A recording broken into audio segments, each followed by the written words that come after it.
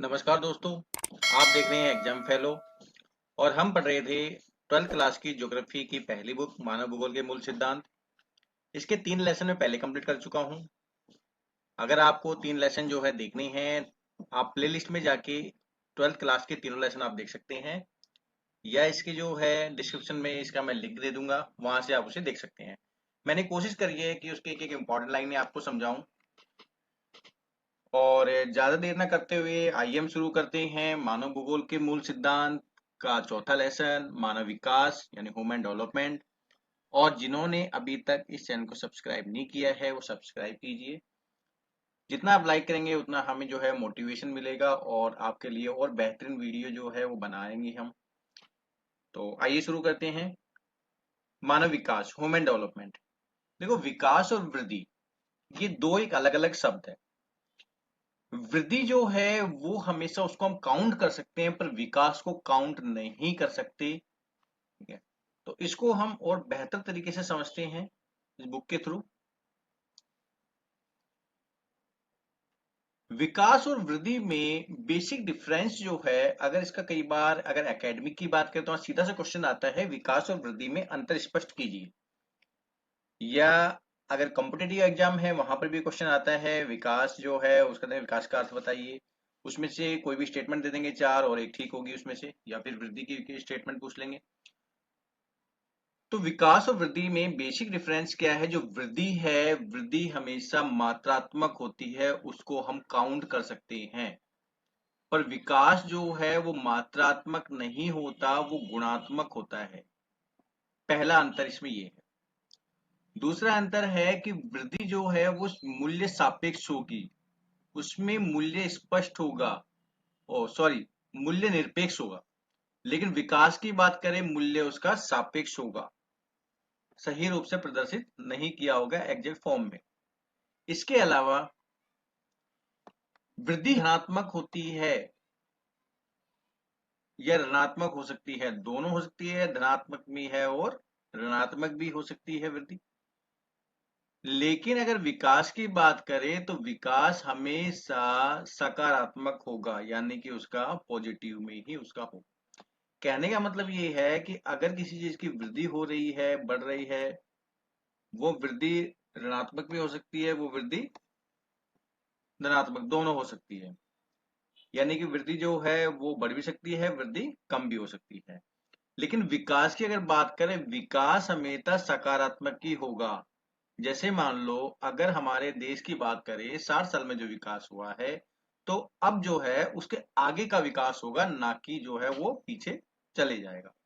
हाँ, कुछ विकास में हो सकता है दर कम या ज्यादा हो सकती है। पहले जैसे मान लो टेक्नोलॉजी का समय नहीं था, जैसे टेक्नोलॉजी आए तो टेक्नोलॉजी बेहतर से बेहतर, बेहतर से बेहतर होती जाएगी। ठीक है। यद्यपि सकारात्मक वृद्धि से सदैव विकास नहीं होता, विकास उस समय होता है जब गुणात्मक में सकारात्मक परिवर्तन हो। देखो, इस लाइन को ढंग से समझिए आप, कि वृद्धि जो है, अगर सकारात्मक वृद्धि है तो जरूरी नहीं है विकास हो। विकास उस समय होता है जब जो है सकारात्मक परिवर्तन तो हो रहे हैं, लेकिन गुणात्मक भी हो। यानी जो है हमें पहले से बेहतर जो है वो विकास हो रहा हो, पहले से अच्छी रूप से जो है वो डेवलपमेंट हो, तो हमें कहते हैं उसको विकास की अवस्था हो रही है। तो एग्जाम्पल के तौर पे इसमें समझाया हुआ है।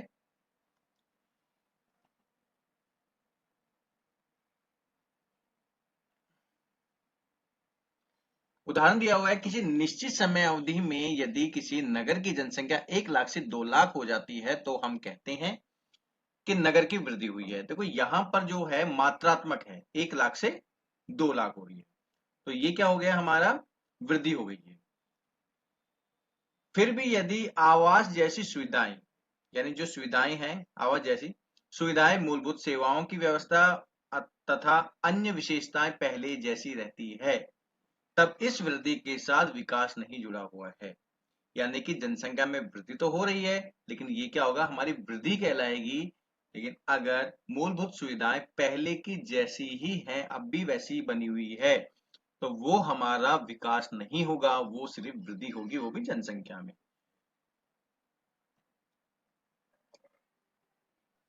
अनेक दशकों तक किसी देश के विकास के स्तर को केवल आर्थिक वृद्धि के संदर्भ में मापा जाता था।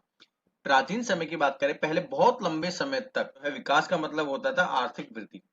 जो देश आर्थिक रूप से जितना संपन्न होगा, उसकी जीडीपी जितनी ज्यादा होगी, उसको उतना ही ज्यादा विकसित माना जाता था। ठीक है।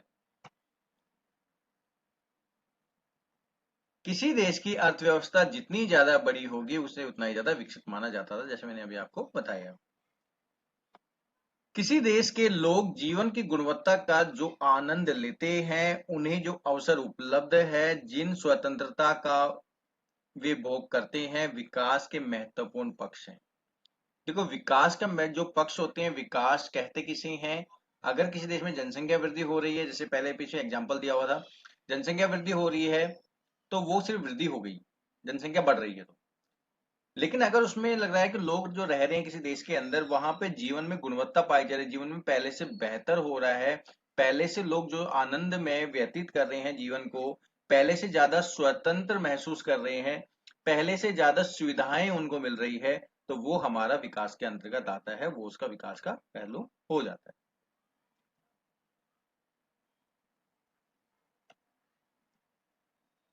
पहली बार इन विचारों को 80 के दशक के अंत और 90 के दशक के प्रारंभ में स्पष्ट किया गया था, और इसका श्रेय जाता है अर्थशास्त्री थे दो एशिया के, जो एक पाकिस्तान के थे, एक भारतीय थे। पाकिस्तान के अर्थशास्त्री है महबूब उल हक, और इंडिया के हैं नोबेल पुरस्कार विजेता अमर्त्य सेन। ये दोनों जो हैं अर्थशास्त्री रहे, उन्होंने जो है विकास की जो है निश्चित परिभाषा दी। मानव विकास अवधारणा का प्रतिपादन डॉक्टर महबूब उल हक द्वारा जो है किया गया, जो कि एक दक्षिण एशिया यानी पाकिस्तान के जो है अर्थशास्त्री हैं। डॉक्टर महबूब उल हक जो है, उन्होंने मानव विकास का वर्णन एक ऐसे विकास के रूप में किया जो लोगों के विकल्पों में वृद्धि करता हो और उनके जीवन में सुधार लाता हो। उनका ये मतलब था कि मानव विकास वो होता है जो कि लोगों के जो विकल्प हैं, यानी कि वृद्धि के जो विकल्प होते हैं, विकास के विकल्प, उनमें वृद्धि करे और जीवन में पहले से बेहतर सुधार लाए, वो हमारा मानव विकास कहलाता है। मानव विकास स्थिर नहीं है बल्कि परिवर्तनशील है। विकास का मतलब ये है, वो कभी स्थिर नहीं होता, परिवर्तनशील होता है, बढ़ता जाता है पहले से। और विकास का मूल उद्देश्य ऐसी दशाओं को उत्पन्न करना है जिसमें लोग सार्थक जीवन व्यतीत कर चुके, उसमें लोग जो हैं वो सही प्रकार से जीवन व्यतीत कर चुके जैसा कि वो चाहते हैं। सार्थक जीवन केवल दीर्घ नहीं होता। सार्थक जीवन का मतलब ये नहीं है कि हमारी दीर्घ आयु, लंबी आयु हो, बल्कि ये है कि जीवन का कोई उद्देश्य होना चाहिए और लोग स्वस्थ हो, अपने विवेक और बुद्धि का विकास कर सके, क्योंकि अगर उनके माइंड में प्रेशर होगा, पूरी तरह से स्वतंत्र नहीं होंगे, बहुत सारी बंदिशें होंगी, तो वो अपने विवेक और बुद्धि का ज्यादा उपयोग नहीं कर पाते, क्योंकि वो सीमित रह जाती है। वे समाज में प्रतिभागिता करें और अनेक उद्देश्यों को पूरा करने में स्वतंत्र हो। देखो, जैसे कि मान लो कई सारे समाजों के अंदर महिलाओं को बहुत ज्यादा बंदिश जो है वो उनके ऊपर है। अगर ज्यादा बंदिश होगी तो जैसे घर से बाहर नहीं निकलना है, या इसके अलावा पहनावे को लेकर है, या शिक्षा को लेकर अगर बंदिशें होती हैं, तो वो अपनी बुद्धि का और सही उपयोग नहीं कर पाते, सही जगह पर अपने ज्ञान का उपयोग नहीं हो पाता, और जिसकी वजह से उनका जो है विकास नहीं हो पाता, वो पिछड़े रह जाते हैं। दीर्घ एवं स्वस्थ जीवन जीना, ज्ञान प्राप्त कर पाना तथा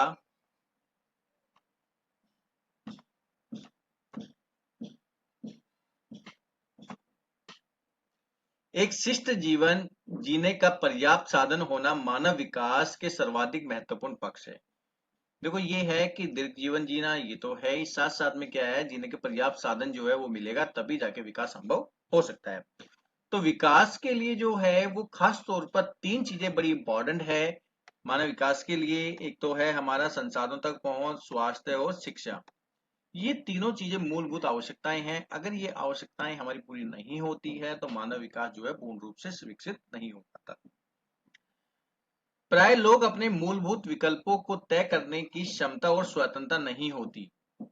क्षमता और स्वतंत्रता इसलिए नहीं होती मूलभूत विकल्पों को जो है तय करने के लिए, क्योंकि या तो उन्हें संसाधनों तक पहुंच नहीं होती उनकी, या स्वास्थ्य रूप से कमजोर होते हैं, और साथ साथ में या तो क्या नाम है वो शिक्षा के से अभाव, शिक्षा जो है शिक्षा उन्हें नहीं मिल पाती शिक्षा के अभाव में। ज्ञान प्राप्त करने की अक्षमता, उनकी भौतिक निर्धनता, सामाजिक भेदभाव, संस्थाओं की अक्षमता और अन्य कारणों की वजह से हो सकती है। तो ये जो क्षमता और स्वतंत्रता जो है पूरी तरह से नहीं हो पाती, वो इन कारणों भी, सामाजिक भेदभाव हो गए, या फिर निर्धनता हो गई, या फिर जो है संस्थाओं में जो एक भेदभाव वाली स्थिति की जाती है, समानता का व्यवहार नहीं किया जाता, वहां पर भी ऐसा होता है।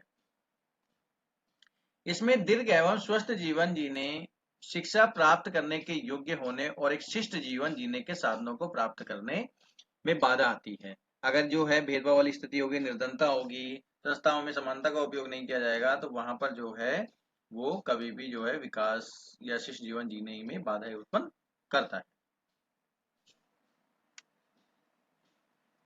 लोगों के विकल्पों में वृद्धि करने के लिए स्वास्थ्य, शिक्षा, संसाधनों तक पहुंच में उनकी क्षमताओं का निर्माण करना महत्वपूर्ण है।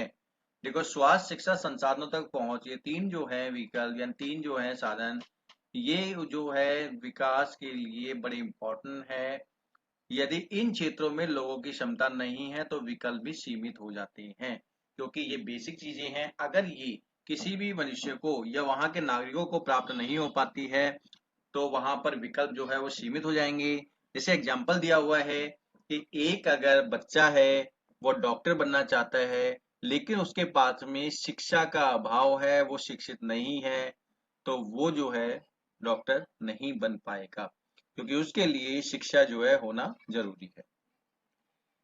ऐसे ही मान लो दूसरा एग्जाम्पल दिया हुआ है कि कोई अगर निर्धन व्यक्ति है, वो चाहता है कि अपनी बीमारी का इलाज जो है वो अच्छे अस्पताल में कराऊं, अच्छी जगह पे कराऊं, लेकिन वो गरीब होने की वजह से वो जो महंगे अस्पताल है या बहुत ज्यादा जो क्या नाम है एक सुविधा प्राप्त हॉस्पिटल है, वहां पर अपना इलाज नहीं कर पाता, तो ये भी उसके क्या होते हैं कि सीमित संसाधनों की वजह से, अभाव की वजह से वो ऐसा नहीं कर पाता। मानव विकास के चार स्तंभ जो हैं, पहला है हमारा समता, दूसरा है सतत पोषणीयता, तीसरा है उत्पादकता, और चौथा है सशक्तिकरण। ये जो है चार स्तंभ इस प्रकार से हैं, जैसे किसी भी अगर बिल्डिंग की बात करें उस पे स्तंभ होते हैं, अगर वो स्तंभ कमजोर होंगे तो वो बिल्डिंग गिर जाएगी। इसी प्रकार से अगर मान लो किसी भी विकास के लिए जो है, मानव विकास के लिए ये चार स्तंभ काफी इंपॉर्टेंट है: समता, सतत पोषणीयता, उत्पादकता और सशक्तिकरण। अगर इन चारों में से अगर कोई भी स्तंभ जो है, कोई भी अगर तत्व की बात करें, तो अगर वो कमजोर होगा समाज के अंदर, तो वहां पर मानव विकास होना जो है वो मुश्किल हो जाएगा, पूरी तरह से डेवलपमेंट नहीं होगा। तो पहला है इसका समता। समता का अर्थ है कि प्रत्येक व्यक्ति को समान अवसर मिलने चाहिए। अगर उसको मान लो कि अवसरों की बात करें या फिर उसको स्वतंत्रता की बात करें, समान अवसर होने चाहिए उसके पास में। लोगों को जो है लिंग के आधार पे, जाति के आधार पे, आय के आधार पे या अन्य किसी भी आधार पे जो है उन्हें भेदभाव नहीं करना चाहिए। ऐसी स्थिति अगर होती है तो समाज जो है वो धीरे धीरे पिछड़ने लग जाता है। उदाहरण के तौर पर अगर हम देखें तो स्कूल छोड़ने वाले जो अधिकतर बच्चों की अगर गणना की जाए, तो वो अधिकतर वो बच्चे होते हैं, या तो क्या नाम है सामाजिक रूप से, आर्थिक रूप से पिछड़े होते हैं, या फिर वो जो है स्त्रियां, लड़कियां जो होती हैं वो होती हैं उनकी संख्या अधिक होती है विद्यालय छोड़ने के लिए। तो ये जो है किसी ना किसी कारण से, या तो लिंग के भेदभाव के आधार पे, सामाजिक भेदभाव या आर्थिक रूप से जो है वो विद्यालय छोड़ देते हैं, और उनके जो होते हैं विकल्प ये जो सीमित हो जाते हैं, उनके उनको हर जगह पे अवसर नहीं मिल पाता। दूसरा है हमारा सतत पोषणीयता। सतत पोषणीयता में ये है कि सभी लोगों को आने वाले भविष्य के अंदर जो पीढ़ियां हैं उनका समान अवसर उन्हें मिल सके, क्योंकि धीरे धीरे हम देख रहे हैं कि पर्यावरण का दोहन होता जा रहा है, और पर्यावरण के साथ साथ संसाधनों का भी दोहन होता जा रहा है, और आने वाले भविष्य में वो संसाधन समाप्त हो जाएंगे, और आने वाली पीढ़ी को वो संसाधन उपलब्ध नहीं हो पाएंगे। अगर वो संसाधन उपलब्ध नहीं हो पाएंगे जो आज हमें उपलब्ध है, तो उनका जो है वो अवसर धीरे धीरे कम हो जाएंगे, उनकी स्वतंत्रता जो है वो कम हो जाएगी, और उनको जो है वो उपलब्ध साधन नहीं मिल पाने के कारण जो है उन्हें आज जो अवसर हमें मिला हुआ है वो अवसर उन्हें नहीं मिलेगा। इसका सतत पूछने का एक बहुत अच्छा एग्जाम्पल इसमें दिया, बालिकाओं का विद्यालय में भेजना, इसका उदाहरण दिया हुआ है। यदि एक समुदाय अपनी बालिकाओं को विद्यालय में भेजने के महत्व पर जोर नहीं देता है तो युवा होने पर इन स्त्रियों के लिए अनेक अवसर समाप्त हो जाएंगे। इनकी वृत्तिका के विकल्प में तीव्रता से छटनी हो जाएगी और यह उनके जीवन के अन्य लक्ष्यों को भी प्रभावित करेगी। अगर मान लो बालिकाओं को विद्यालय में नहीं भेजा जाता तो जो जनसंख्या है उसकी आधी 50% जनसंख्या जो है वो अशिक्षित रह जाएगी और वो एकदम से छट जाएगी, अलग हो जाएगी और उसका जो है वो विकास भी वो रुक जाएगा, मानव विकास की अगर बात करें। और वो आने वाली जो पीढ़ी है उनको भी शिक्षित नहीं कर पाएंगी, तो आने वाली पीढ़ी को भी इसका दुष्परिणाम देखने को मिल सकता है। तो प्रत्येक पीढ़ी को अपनी भावी पीढ़ियों के लिए अवसर और विकल्पों की उपलब्धता को सुनिश्चित करना चाहिए ना, आने वाले भविष्य के अंदर जो हमारी क्या नाम पीढ़ियां हैं उनको भी सुविधाएं मिलनी चाहिए जो आज हमें मिली हुई है। तीसरा है उत्पादकता, तीसरा स्तंभ है। और उत्पादकता का अर्थ है मानव श्रम की उत्पादकता। देखो जितना ज्यादा अगर हम बात करें कि व्यक्ति स्वस्थ होगा उसकी उत्पादकता उतनी अधिक बढ़ेगी, क्योंकि एक अगर मनुष्य की बात करें, मानव की बात करें, किसी भी राष्ट्र के या किसी भी देश के लिए वास्तविक धन जो होते हैं वो मनुष्य ही होते हैं, इनके जो है मैन पावर होते हैं।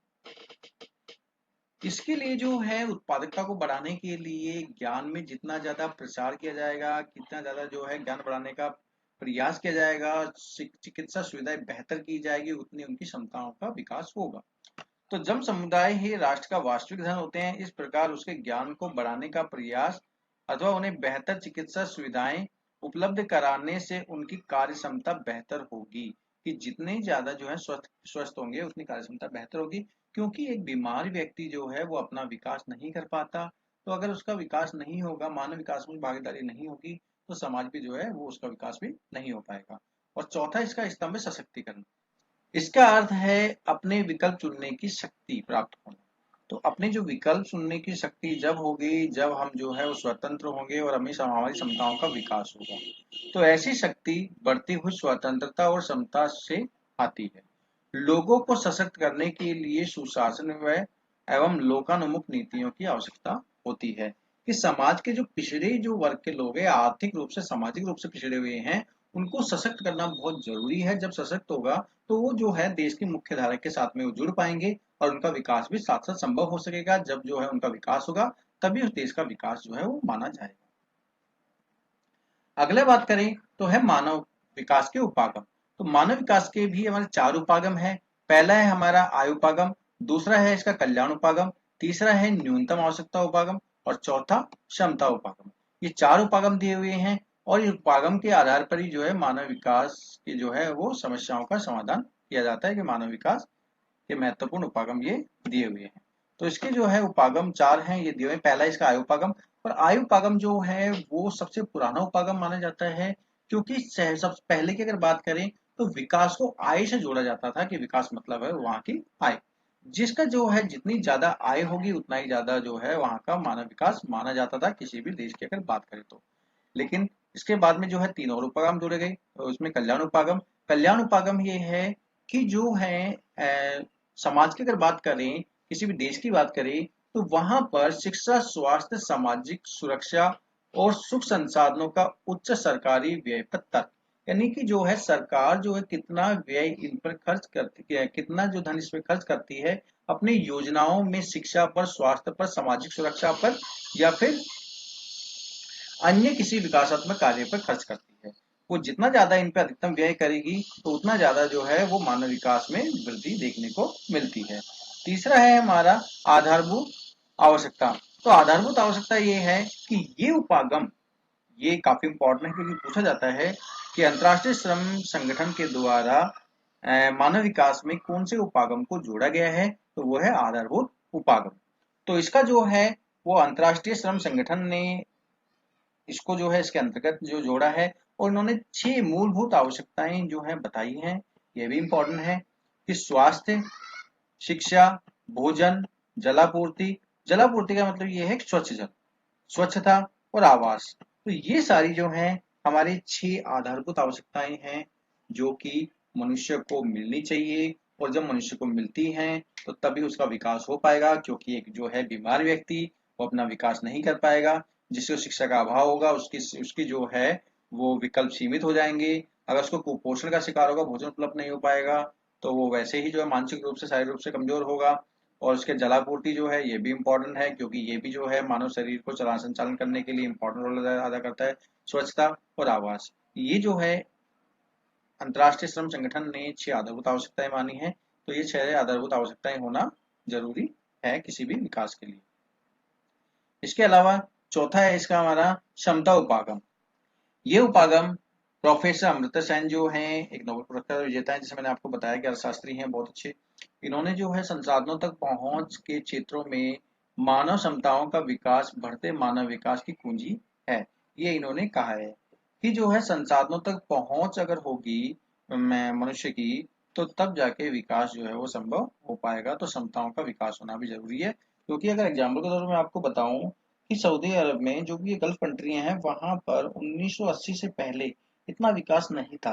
कारण क्या था कि वहां पर जो है तेल के भंडार तो थे, प्राकृतिक गैस के भंडार थे, लेकिन उनको जो है वो उसको निकालना और किस तरह प्रोसेस करना है ये उन्हें नहीं आता था, और जिसकी वजह से वो संसाधन जो है वो वहीं थे, उनका विकास नहीं हो पाया। लेकिन जैसे जैसे जो है टेक्नोलॉजी पहुंची, जैसे जैसे क्षमताओं का विकास हुआ, उन सोर्सों को वो जो है वो निकालने निकालने में जो कामयाब रहे, और आगे जाके जो है वो आप देखेंगे कि वो जो है धीरे धीरे बहुत विकसित जो है देश बनते जा रहे हैं। तो ये थे हमारे इसके उपागम। तो ऊपर हम देखते हैं और क्या क्या चीजें हैं इसमें।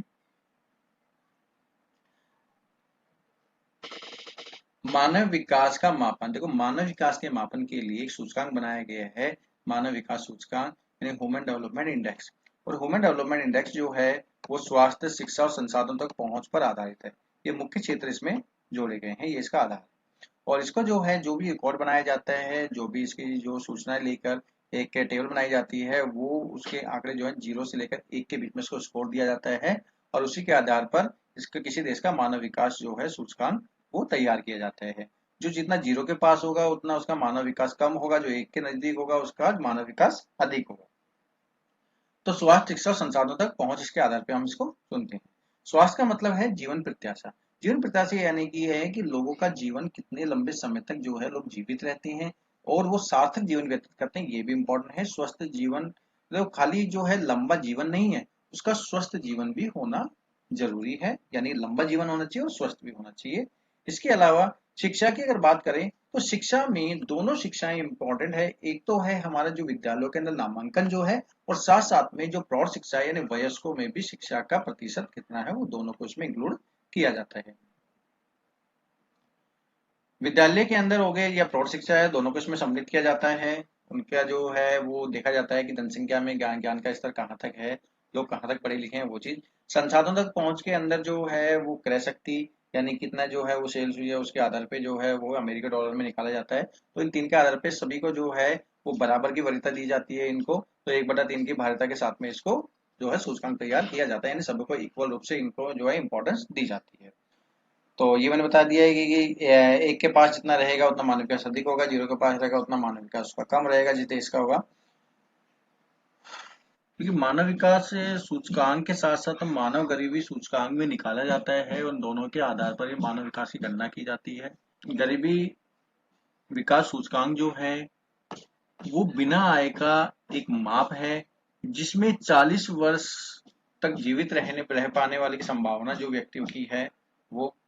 इसके अलावा प्रौढ़ शिक्षा दर कितनी है कि कितने लोग जो हैं वो 40 साल से ऊपर के लोग जो हैं वो पढ़े लिखे हैं। इसके अलावा हो गया हमारा स्वच्छ जल जो है वो वहाँ कितने लोगों के पास पहुंच रहा है, या फिर बच्चों की जो है वो अल्पभर वाले कितने हैं, उनकी संख्या कितनी है। इन सब के आधार पे जो है मानव गरीबी सूचकांक जो है निकाला जाता है। और मानव गरीबी सूचकांक और मानव विकास सूचकांक ये दोनों के आधार पर ही मानव विकास की गणना की जाती है, उसकी माप की जाती है। तो मानव विकास सूचकांक जो है वो 1990 में शुरू किया गया था, और वो भी जो है संयुक्त राष्ट्र विकास कार्यक्रम यानी कि यूनाइटेड नेशनल डेवलपमेंट प्रोग्राम के तहत जो है इसको शुरू किया गया था। और ये दोनों सूचकांक, मानव विकास सूचकांक और मानव गरीबी सूचकांक जो है वो यूएनडीपी के द्वारा ही प्रदर्शित किया जाता है। बॉक्स में एक जो है फैक्ट दिया हुआ है कि सकल राष्ट्रीय उत्पाद जो है वो किस देश के द्वारा सबसे पहले जो है वो घोषित किया गया, वो है भूटान के द्वारा इसको घोषित किया गया था, सकल राष्ट्रीय प्रसन्नता सूचकांक। अंतर्राष्ट्रीय तुलना अगर करें मानव विकास की, तो मानव विकास में हम देखेंगे कि आकार और आय के आधार पर जो है कोई इतना संबंध इसमें नहीं होता, प्रत्यक्ष संबंध नहीं है। क्योंकि बहुत सारे देश ऐसे हैं जो आकार में बड़े हैं पर मानव विकास उनका अच्छा नहीं है। ये ऐसे देश भी देखने को मिलेंगे जहाँ प्रति व्यक्ति आय बहुत अच्छी है पर तब उसके बावजूद भी वह मानव विकास में काफी ज्यादा वो पिछड़ा हुआ मानव विकास सूचकांक की अगर बात करें उसमें। तो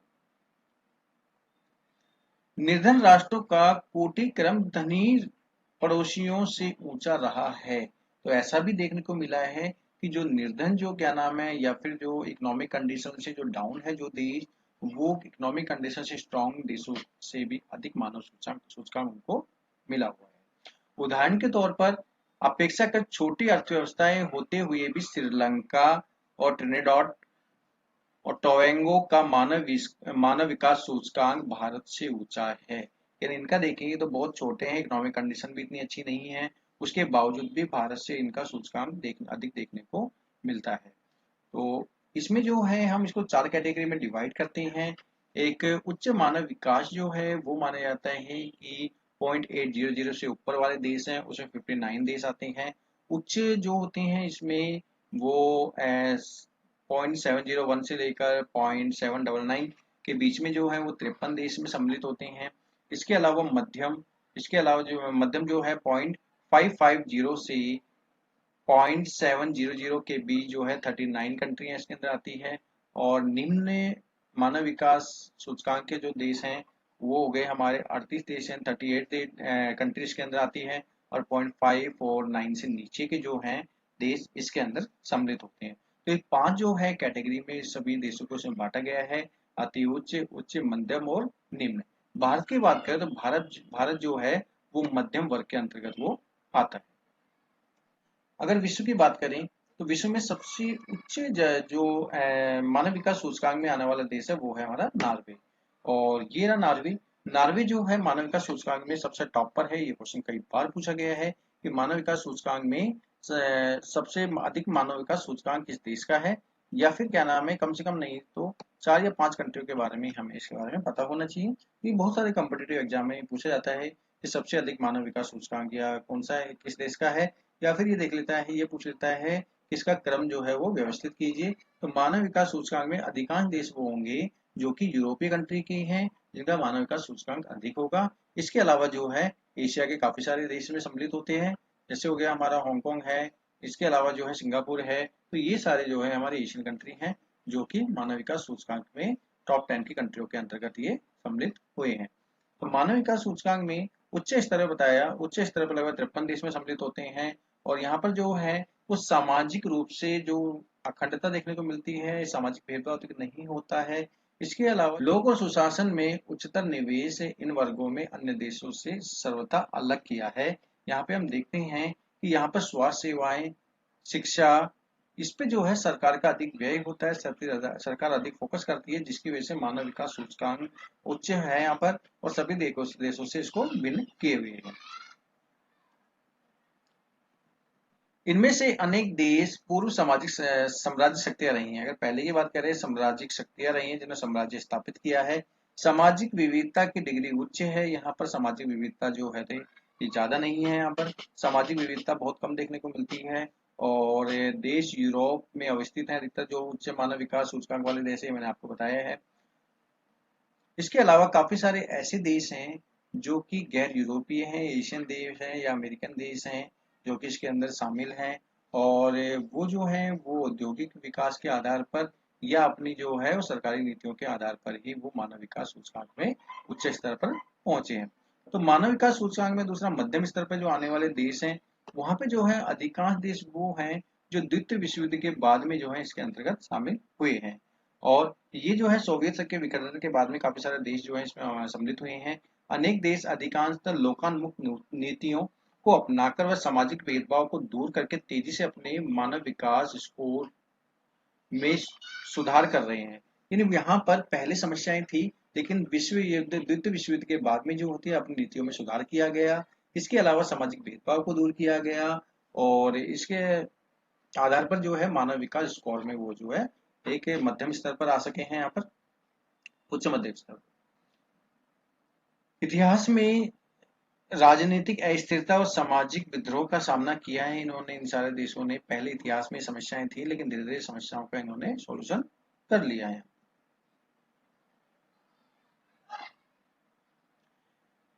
निम्न स्तर वाले जो देश हैं इसमें अधिकांश छोटे देश आते हैं जहां पर राजनीतिक उपद्रव देखने को मिलते हैं, कोई ना कोई जो है अस्थिरता देखने को यहाँ पर मिलती है। राजनीतिक रूप से या फिर गृह युद्ध बहुत ज्यादा देखने को मिलता है, सामाजिक अस्थिरता पाई जाती है, सामाजिक भेदभाव पाया जाता है, अकाल वाली स्थिति है, बहुत सारी महामारियां जो होती हैं यहाँ पर आई है, इससे गुजर रहा है। तो ये सारे जो है निम्न स्तर पर मानव विकास सूचकांक इतना बेहतर नहीं हो पाता, क्योंकि स्वास्थ्य सेवाएं जो होता है सामाजिक रूप से ढांचे कमजोर होते हैं। इसके अलावा राजनीतिक जो है वो बदलाव होते रहते हैं, तो वो जो है विकास संभव वहां पर नहीं हो पाया। तो ये देश इसके अंदर सम्मिलित होते हैं। मानव विकास सूचकांक जो है, मानव विकास के अंदर मानव विकास के उच्च स्तर वाले देश सामाजिक सेक्टरों में अधिक निवेश करते हैं। देखो, हमने अभी तक देखा कि जो भी अगर देशों की बात करें, जो देश अपने अधिकतर व्यय जो है वो सामाजिक सेक्टरों में या फिर जो है जनता के हित में अगर खर्च करते हैं, जनता के हित का मतलब ये नहीं है कि वो जनता को फ्री में बांट रहे हैं। जनता का मतलब ये है कि ऐसी नीतियों का जो है क्रियान्वयन कर रहे हैं, ऐसी नीतियां बना रही हैं जो कि लोक कल्याण के हित में हो और वहां से क्या है लोगों का विकास संभव हो सके। तो मानव विकास के उच्च स्तर वाले देश सामाजिक सेक्टरों में अधिक निवेश करते हैं और राजनैतिक उपद्रव अस्थिरता से प्राय स्वतंत्र होते हैं। इन देशों में संसाधनों का वितरण भी अपेक्षाकृत समान होता है। संसाधन जो होते हैं वो समान करने के लिए बहुत सारी नीतियां अपनाते हैं, बहुत सारे ऐसे कार्य करते हैं जिसकी वजह से संसाधन जो है समान रूप से वितरित हो सके। दूसरी तरफ वो देश हैं जो कि निम्न स्तर वाले, और निम्न स्तर वालों में इसका बिल्कुल उसका उल्टा होता है। वहां पर जो है सामाजिक सेक्टरों के बजाय प्रतिरक्षा पर अधिक खर्च करते हैं, अपनी सिक्योरिटी पर अधिक खर्च करते हैं, और यह जो है राजनीतिक अस्थिरता यहाँ देखने को मिलती है। और साथ साथ में जो है आर्थिक विकास भी यहाँ पर प्रारंभ नहीं हो पाता, क्योंकि अधिकांश व्यय जो है वो प्रतिरक्षा में खर्च होता है, क्योंकि वहां पर कोई ना कोई विवाद चलता रहता है जिसकी वजह से वो अपनी सिक्योरिटी का उन्हें खतरा बना रहता है। तो यहाँ पर ये चैप्टर हमारा खत्म हो जाता है।